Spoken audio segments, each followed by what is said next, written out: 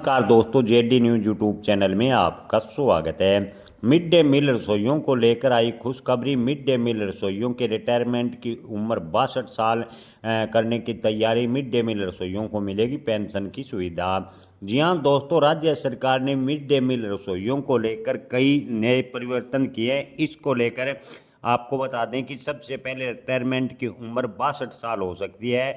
Basic school मध्याह्न भोजन बनाने वाले मिड डे मील वर्कर्स की रिटायरमेंट की उम्र 62 साल करने पर उत्तर प्रदेश सरकार में लगभग सहमति बन गई है। कई स्तर पर बैठकों के बाद भोजन प्राधिकरण इनकी सेवा नियमावली बनाए जाने का प्रस्ताव तैयार किया गया है। नियमावली बनने के बाद अन्य संविदा कर्मियों की तरह छुट्टी और नियुक्ति प्रक्रिया सहित कई सेवा शर्तें इन पर लागू होगी।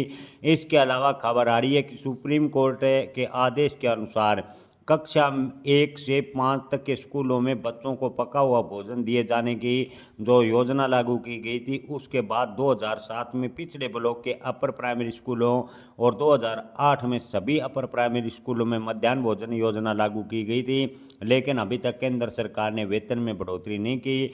वर्तमान की बात करें तो वर्तमान में मिड डे मील वर्कर्स का वेतन उत्तर प्रदेश में 2,000 रुपये प्रति महीना है, यानी बेहद ही कम है। इसको लेकर भी चर्चा की गई और उत्तर प्रदेश से जो मंत्रिमंडल है उसकी बैठक में फैसला लिया गया है कि मिड डे मील रसोइयों का मानदेय कम से कम 4,500 रुपये हो। इसको लेकर विचार किया जाए। रसोइयों को 2,000 रुपये प्रति महीने मानदेय दिया जाता है, लेकिन अब तक जो सेवा शर्तें हैं वो नहीं बनी थी। ग्राम समिति इनका चयन करती थी।